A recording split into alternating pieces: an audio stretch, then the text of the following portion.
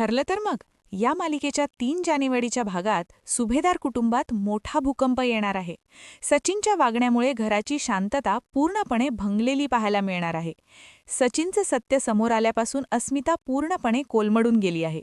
तिला होणारा त्रास पाहून सायली तिची विचारपूस करते. अस्मिताताई, तुम्ही शांत व्हा, तुमच्यासाठी काही खाण्याचं आणू का?